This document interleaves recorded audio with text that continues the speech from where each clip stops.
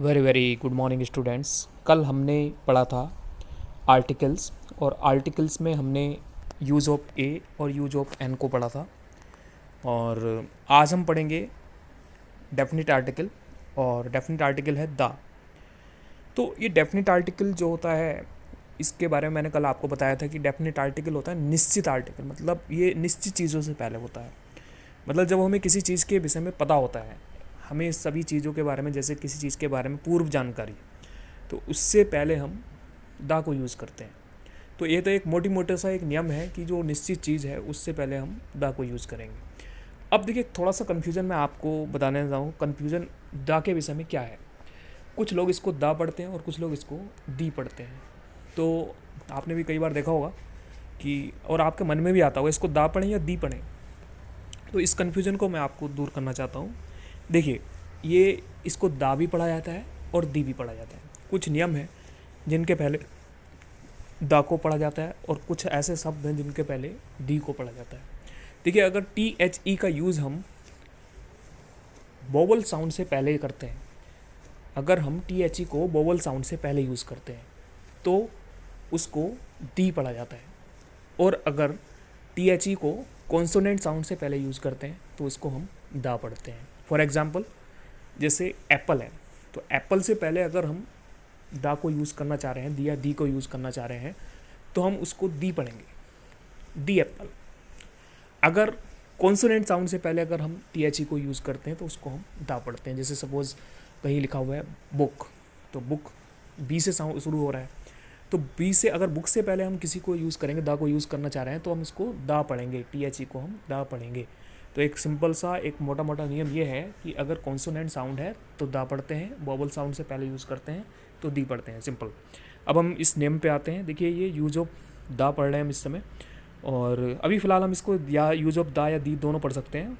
लेकिन अगर हम किसी शब्द से पहले अगर हम इसको यूज़ करते हैं तो इस नियम को हम यूज़ करते हैं, नियम को हमें यूज़ करना चाहिए कि हमें इसे दा का यूज़ करना है या फिर दी यूज़ करना है। अब देखिए, इसमें हम कई सारे नियम हैं दी को यूज़ करने से के लिए। आपको पता है कि जैसे ए और एन को यूज़ करने के लिए एक ही नियम था, ए को यूज़ करना कहाँ किया जाता है और एन को कहाँ यूज़ किया जाता है, ये आपको पता ही था।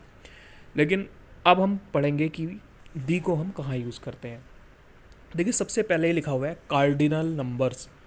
तो मतलब अगर कार्डिनल नंबर कहीं लिखे हुए हैं तो उससे पहले दा को यूज़ करते हैं। अब आपके माइंड में आ रहा होगा कि ये कार्डिनल नंबर क्या होता है। कार्डिनल नंबर होता है, जैसे आप कई बार यूज़ करते हैं, first, second, third, fourth, fifth, sixth, seventh, eighth, ninth, tenth, ये कार्डिनल नंबर होते हैं। तो ये जब कार्डिनल नंबर अगर कहीं यूज़ किए जाते हैं तो उससे पहले हम आर्टिकल द को यूज़ करते हैं, ठीक है ना। तो पहला नियम ये है। जैसे फॉर एग्जांपल मैं आपको बताना चाहता हूँ, जैसे Pandit Jawaharlal Nehru was the first prime minister of India. तो देखिए, जहाँ फर्स्ट होगा, सेकंड होगा, थर्ड होगा, फोर्थ होगा, अगर ऐसा कहीं लिखा हुआ है तो इनको कार्डिनल नंबर्स बोलते हैं। तो इनसे पहले हमेशा आर्टिकल द को यूज़ करते हैं। तो एक तो ये नियम है इसमें। दूसरा नियम देखिए, द को कहाँ यूज़ करते हैं, कंट्रीज़ और places where the name refers to a group of island और स्टेट्स।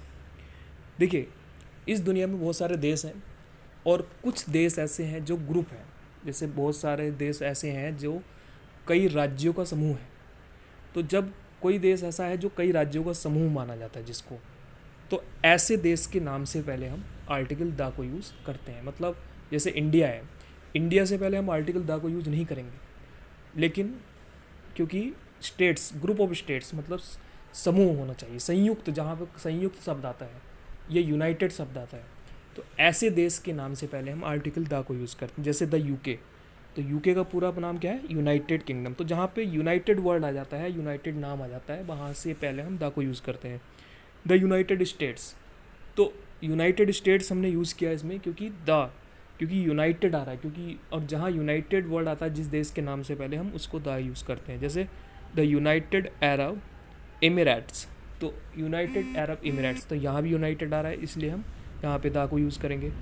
द मिडिल ईस्ट, तो ये भी देखिए मिडिल ईस्ट देश के नाम आ रहे हैं, तो उससे पहले हम जहाँ भी हम किसी देश, देखिए देश के नाम को देखेंगे सबसे पहले, और अगर सिंपल किसी देश का नाम लिखा हुआ India, Pakistan, Sri Lanka, Australia, south Africa, तो इनके नाम से पहले आर्टिकल द को यूज़ नहीं करेंगे।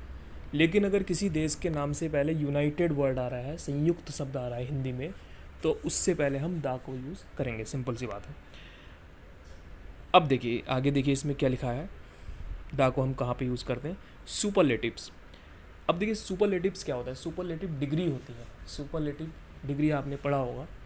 तो सुपरलेटिव डिग्री से पहले हम आर्टिकल द को यूज़ करते हैं। सुपरलेटिव डिग्री कौन कौन सी होती हैं, जैसे आपने सुना होगा best, most beautiful, highest, tallest, तो इनसे पहले थिनेस्ट, फैटेस्ट, तो मतलब जैसे ये इनको सुपरलेटिव डिग्री बोलते हैं। सुपरलेटिव डिग्री से पहले हम आर्टिकल द को यूज़ करते हैं। जैसे he is the most intelligent boy of the school, तो जब हम ऐसे यूज़ करेंगे, मतलब सुपरलेटिव डिग्री को यूज़ करेंगे, तो हम उससे पहले आर्टिकल द को यूज़ करते हैं।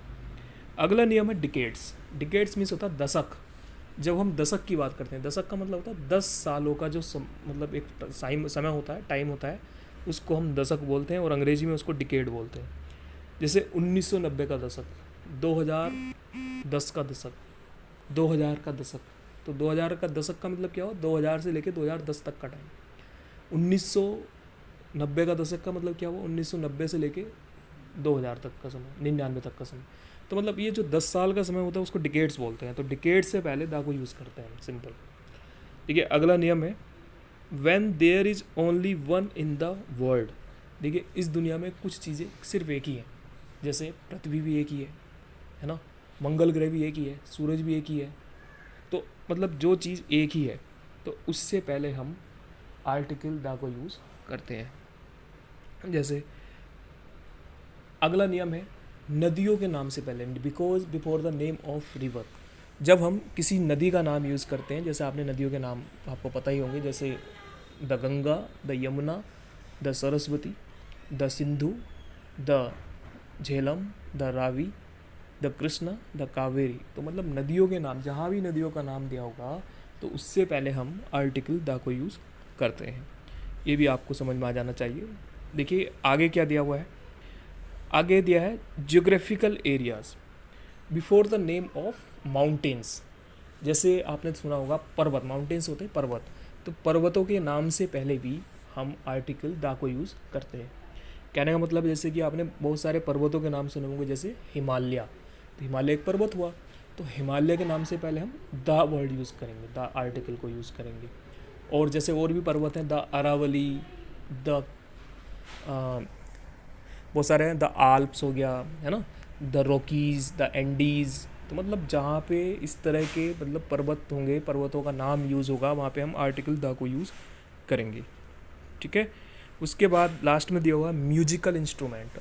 मतलब इसका ये हुआ कि अगर कहीं म्यूजिकल इंस्ट्रूमेंट दिया हुआ है कहीं, मतलब म्यूजिकल इंस्ट्रूमेंट को हिंदी में बोलते हैं वाद्य यंत्र, मतलब बजाने वाली जो कोई चीज़ है, जैसे बाजा होता कोई भी, जैसे पियानो हो गया और वायलिन हो गया, गिटार हो गया, तो इनके नाम से पहले भी हम आर्टिकल द को यूज़ करते हैं। तो आज हमने सीखा आर्टिकल के बारे में कि आर्टिकल को हम कहाँ पे यूज़ करते हैं, आर्टिकल द को यूज़ कहाँ पे करते हैं। कल हमने आर्टिकल ए और एन के बारे में पढ़ा था, और हमने उससे रिलेटेड एक छोटी सी एक्सरसाइज भी की थी, ज़्यादा बड़ी एक्सरसाइज नहीं थी। आज हम आर्टिकल्स द के बारे में थोड़ी एक छोटी सी एक्सरसाइज करेंगे, और उसमें हम सीखेंगे कि किस प्रकार से हम आर्टिकल्स को भरते हैं। ठीक है। तो आज की जो एक्सरसाइज होगी वो पूरी ए और एन पे बेस्ड होगी, ए एन और द तीनों पे बेस्ड होगी वो, और आप लोग उसको फिल करेंगे। ज़्यादा मैं एक हैवी एक्सरसाइज नहीं दे रहा हूँ आपको, बहुत ही ईजी सी एक्सरसाइज दे रहा हूँ। आप उसको सॉल्व करेंगे, और उसमें अगर उसको सॉल्व करते कोई प्रॉब्लम होती है तो मुझसे पूछेंगे। Thank you very much.